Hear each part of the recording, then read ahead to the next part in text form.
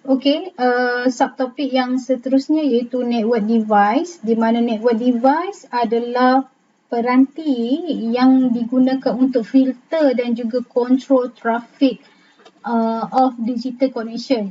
Okay, daripada rangkaian ni kita ada traffic di mana macam mana kita nak filter dan juga control traffic dalam sesuatu rangkaian lah.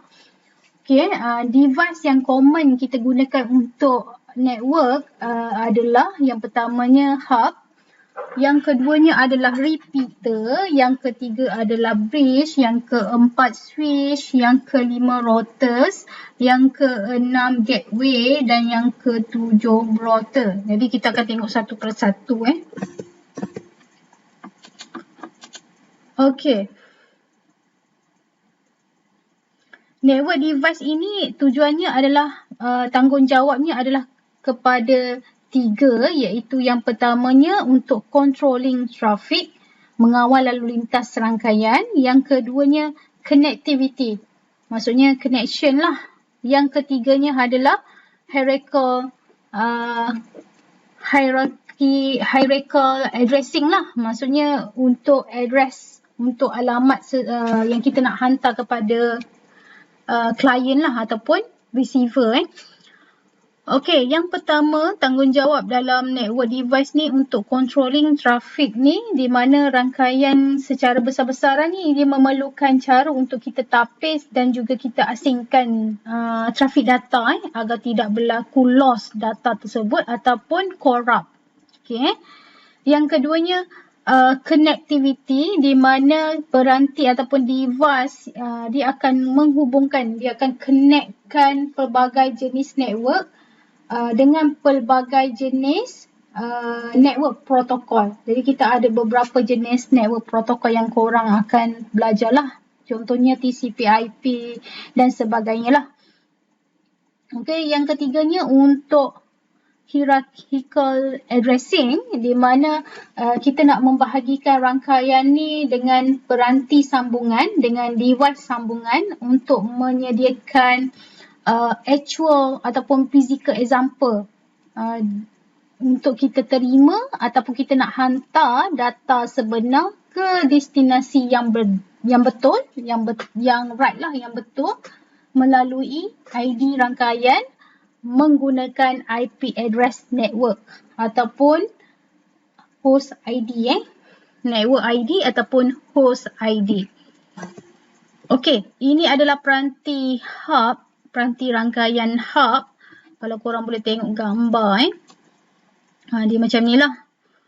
Okey, hub ini adalah peranti yang digunakan untuk menyambung multiple wires daripada berbeza local area network lah. Contohnya kalau kita menggunakan pelbagai jenis topologi, contohnya kita menggunakan star topologi, kita nak connect antara satu komputer dengan komputer yang lain, kita akan gunakan hub ni lah. Kita guna hub untuk menghubungkan. Contohnya macam ni lah, kita ada hub di tengah ni, kita set up local area network antara satu komputer dengan komputer yang lain. Jadi kita guna hub. Dan hub ini juga dikenali sebagai multi-port repeater. Okey. Hub ni dia tidak boleh menapis data.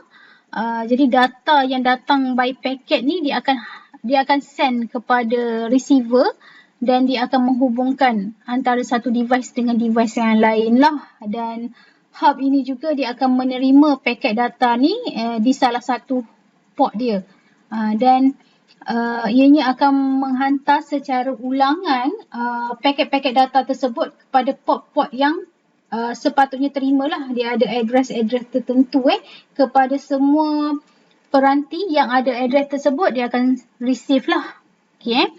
Dan pengoperasian melalui hub ini dia adalah menggunakan OSI model. Jadi apa OSI model ni nanti korang akan tengoklah lepas ini. Okey, ada dua jenis hub iaitu active hub dan juga passive hub. Kalau active hub ini, ianya adalah hub-hub yang mempunyai bekalan kuasa yang tersendiri, di mana ianya adalah aktif dan ianya boleh membersihkan, dia boleh meningkatkan dan juga ia boleh menyampaikan isyarat dalam rangkaian yang digunakan. Itu dia maksudnya aktif.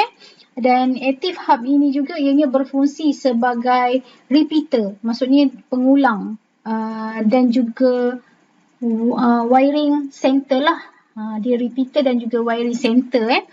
Yang ketiganya, ianya digunakan untuk kita extend maximum distance antara nodes. Yang ni yang kita sebut sebagai nodes. Node 1, node 2, node 3 dan sebagainya. Jadi kita akan menggunakan hub untuk kita nak extend jarak lagi jauh lah penggunaan yang kita nak guna. Okey, passive hub pula, ianya adalah hub yang menggunakan collect wiring daripada satu node ke node yang tertentu dan ianya akan menggunakan power supply. Sebab ianya bukan seperti active hub, dia boleh bertugas sebagai power supply dan juga boleh cuci, boleh clean, boleh boost dan sebagainya. Tapi kalau passive hub ni, ianya akan mengumpul saja, collect wiring daripada satu node ke node yang lain dan kita perlu menggunakan power supply untuk aktifkan hub tersebut. Dan hub ini dia akan relay signal, maksudnya dia akan menyampaikan isyarat tu ke rangkaian tanpa ia membersihkan, maksudnya dia tak akan buat cleaning, tugas cleaning ataupun tugas boosting kepada kita punya nodes lah. Okay? Dan kita tak boleh nak memanjangkan jarak ataupun kita nak extend distance antara node-node tu kalau kita menggunakan passive hub. Dia tak boleh bantulah.